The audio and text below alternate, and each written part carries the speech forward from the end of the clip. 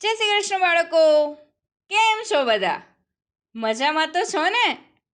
હું પણ મજામાં છું. તો ફરીવાર તમારા માટે ગીતાજીની વાર્તાઓ લઈને આવી ગઈ છું. આ બધી વાર્તાઓ લેવામાં આવી છે કથારૂપ ગીતા નામના પુસ્તકમાંથી. તો ચાલો બાળકો, આજની વાર્તા સાંભળીએ. તો તમે લોકોએ કઈ વાર્તાઓમાં જોયું કે બીજા અધ્યાયમાં શ્રી કૃષ્ણ ભગવાન આપણને કહે છે કે સ્વધર્મનું પાલન વિવેક બુદ્ધિથી વિચારીને દરેકે કરવું જ જોઈએ.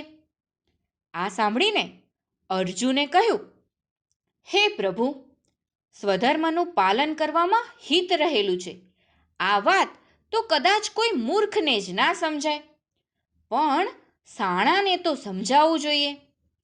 મેં છતાંય આમ જોયું છે કે શાણા લોકો પણ સ્વધર્મનું પાલન કરતા નથી. તો પ્રભુ, આમ શા માટે થાય છે? આ સાંભળીને કૃષ્ણ ભગવાને અર્જુનને કહ્યું, અરે અર્જુન, શાણા લોકો પણ ફસાય છે. કારણ ઘણા લોકો શું કરવું અને શું ન કરવું તે બુદ્ધિથી નક્કી કરતા નથી, પરંતુ પોતાની ઇન્દ્રિયોને જે સુખદાયક લાગે તે જ કરે છે, અને જે દુઃખદાયક હોય તેને ટાળે છે. આનો અર્થ એ થયો કે તેમનો નિર્ણય ઇન્દ્રિયોના સુખ દુઃખ પર આધારિત હોય છે. ઇન્દ્રિયોને દુઃખદાયક હોય તે તેમને ગમતું જ નથી હોતું, અને એટલે જ તેઓ એ કરતા નથી. જો આ સમજવા તું એક વાર્તા સાંભળ. તો ચાલો બાળકો, આ વાતને સમજવા આપણે એક વાર્તા સાંભળીએ. આ વાર્તાનું નામ છે જો જીભ હોય તાબામાં તો ઉત્સાહ વધે અંગે અંગમાં. તો ચાલો બાળકો, થોડા ઘણા મૌલિક ફેરફારો સાથે વાર્તા સાંભળીએ. એક બહુ જ મોટું ગામ હતું. આ ગામમાં ઘણા બધા લોકો રહેતા હતા. એમાં એક નાની સરખી ઝૂંપડપટ્ટીમાં એક સુરેખા નામની છોકરી રહેતી હતી. આ છોકરી ખૂબ જ હોશિયાર હતી. એ હંમેશા એના વર્ગમાં પહેલા 3 ક્રમમાં જ આવતી હતી. એ તો બોલે પણ એવું મીઠું મીઠું ને ચપ ચપ ચપ ચપ બોલે કે બધાને એને સાંભળવી ખૂબ ગમે. અને પાછી લાગતી હતી પણ ખૂબ મજાની. પણ હવે સુરેખા ધીરે ધીરે મોટી થવા લાગી હતી, અને એને પોતાના ગમા અણગમા ઊભા થવા લાગ્યા હતા. અને એમાં જ એને એક કુટેવ પડી ગઈ હતી. આ કુટેવ એવી હતી ને કે એને કોઈ કહેતા કોઈ પણ શાક ભાવતું નહીં. કાચું કચુંબર તો તેને જોવું એ ના ગમતું. ટામેટા, મૂળા, ગાજર, બીટ, આ બધાય પદાર્થો તેને જરાય ના ગમતા. તે ક્યારેય એને ના ખાતી. અને કારેલા, અરે કારેલાને તો તે જોઈને થાળી ખસેડી લેતી. એની થાળીમાં ક્યારેય કારેલા પીરસાવા જ ના દેતી ને. આ બધું ખાય જ નહીં. બસ એને તો રોટલી સાથે કંઈક ને કંઈક ગળ્યો પદાર્થ જોઈએ. બસ જો ગળ્યો પદાર્થ પીરસાય તો એ રોટલી સાથે ગળ્યો પદાર્થ ખાઈ લે ચપ ચપ ચપ ચપ ચપ. અને જો તે ન પીરસાય તો આ સુરેખા તો તે દિવસે ભૂખી જ રહે, પણ ના ખાય તે ના જ ખાય બીજું કાંઈ. જમવાની એની આ રીતથી ધીમે ધીમે તેની તંદુરસ્તી ઉપર અસર થવા લાગી. અરે રોજે રોજના ગળ્યા ગળ્યા પદાર્થ ખાવાથી હવે તેના દાંત સડવા લાગ્યા હતા, ને દાંતમાં દુખાવો થવાની તેની ફરિયાદો શરૂ થઈ ગઈ હતી. શાકભાજી ના ખાવાના કારણે તેની આંખે ચશ્મા આવી ગયા હતા, અને અશક્તિ પણ વધી ગઈ હતી. હવે આ સુરેખા પહેલા જેવી સુંદર રહી નહોતી. અરે આ તંદુરસ્તી બગડવાને કારણે હવે તો વર્ગમાં તેનો ક્રમ પણ પહેલા 3માં નહોતો આવતો, પણ ઘણો પાછળ જતો રહ્યો હતો. કારણ કે હવે તો તેની સ્મરણ શક્તિ પણ ઘટવા લાગેલી. આવા બધામાં એ શું કરવું ને શું ના કરવું એ સમજી નહોતી શકતી. પણ ત્યાં જ એક દિવસ એની શાળામાં પર્યટનનું આયોજન થયું. આખી એ શાળાના બધા ભૂલકાઓ પર્યટનની વાત સાંભળીને ખુશ થઈ ગયા. સુરેખાને પણ પર્યટનમાં જવાનું ખૂબ મન થયું. એટલે એણે પણ પર્યટનમાં જવા એનું નામ નોંધાવ્યું. અને પછી આ બધા શાળાના ભૂલકાઓ તો પર્યટનમાં ગયા. પર્યટન એવી સુંદર મજાની જગ્યાએ હતું ને કે ત્યાં બસ લીલું લીલું લીલું ઘાસ, દૂર દૂર સુધી ઉગેલા ઘટાદાર વૃક્ષો અને સુંદર મજાનું વાતાવરણ. આમાં તો દરેક ભૂલકાઓ મજાથી નાચવા લાગ્યા, કૂદવા લાગ્યા, રમવા લાગ્યા. કોઈ તો પકડદાવ રમે, તો કોઈ તો સંતાકૂકડી રમે.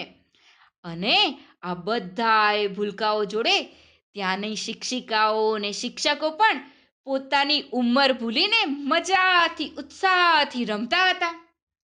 તે લોકો તો ફૂંદડીઓ પણ ફરતા હતા. પણ આ બધાયમાં ક્યાંય સુરેખા દેખાતી નહોતી.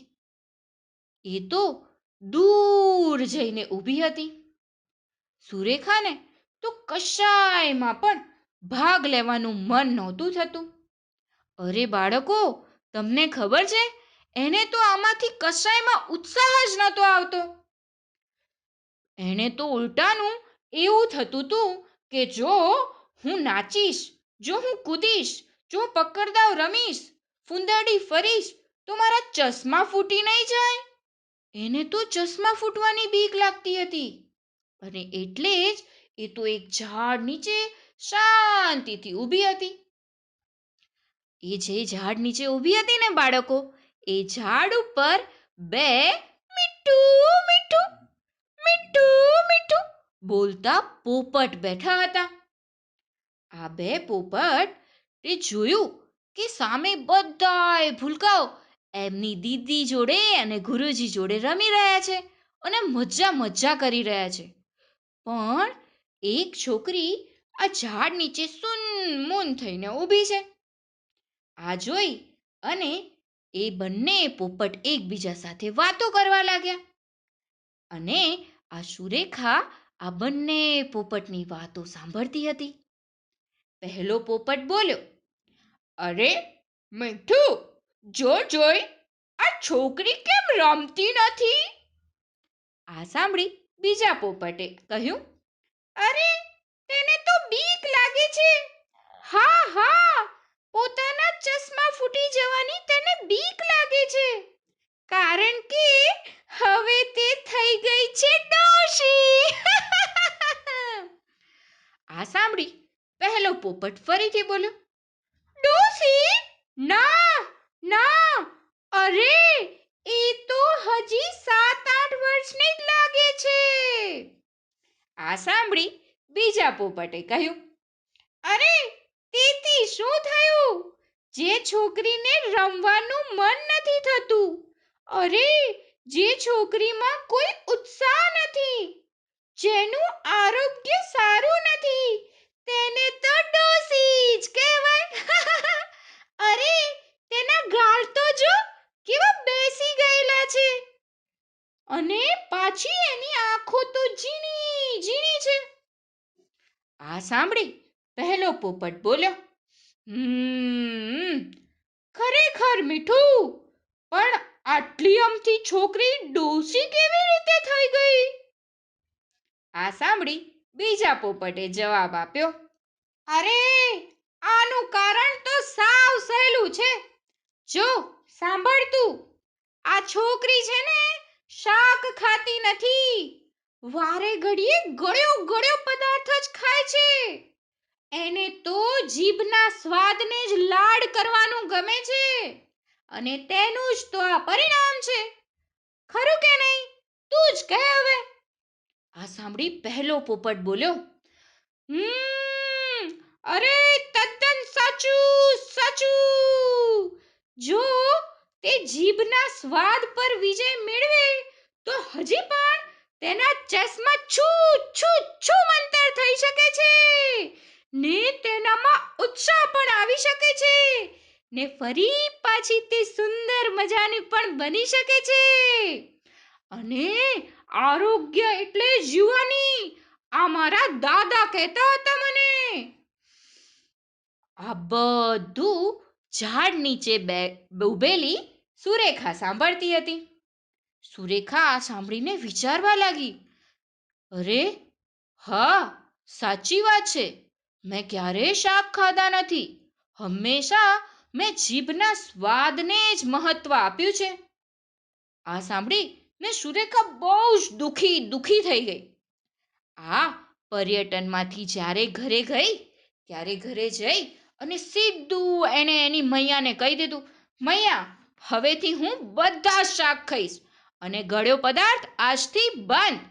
તહેવાર પૂરતું ખાઈશ, બસ એટલું જ. અને પછી તો બાળકો, આ સુરેખા સાવ કહેતા સાવ બદલાઈ ગઈ. એ તો દરેક શાક ખાવા લાગી. શરૂઆતમાં તેને આ બધા શાક ખાવાનું ખૂબ ભારે પડ્યું. જ્યારે એ શાક ખાવા જાય ને ત્યારે એની પેલી સ્વાદિષ્ટ ચટાકાવાળી જીભ બોલે, નહીં ખાતી, નહીં ખાતી, આ શાક નહીં ખાતી સુરેખા, આ જરાય સારું નહીં લાગે. અરે કારેલા તો ખાતી જ નહીં, એ તો કડવા કડવા લાગશે. ના સુરેખા, ના. પણ હવે આ સુરેખા તો પહેલાની સુરેખા નહોતી. એણે તો મનથી નક્કી જ કરી દીધેલું હતું કે આ બધું જ મારે ખાવું જ છે. જીભનું કાંઈ કહેતા કાંઈ સાંભળવું નથી. અને પછી તો સુરેખા જરા પણ અકળાયા વગર જે જમવા બેઠી હોય એ ચપ જમી લેતી અને ધીરે ધીરે એના મનને મક્કમ કરીને સ્વાદ પર વિજય મેળવીને એ બધું એ ખાતા શીખી ગઈ.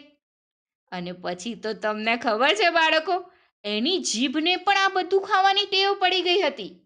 હવે તો ધીમે ધીમે સુરેખાનું સ્વાસ્થ્ય સુધર્યું હતું. એની આંખો સુધરી હતી.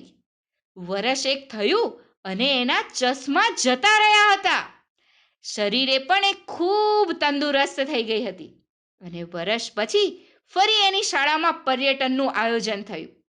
એવી જ મસ્ત સુંદર રમ્ય જગ્યા પર એમનું પર્યટન થયું. પરંતુ આ વખતે સુરેખાનું સ્વાસ્થ્ય સુધરેલું હતું.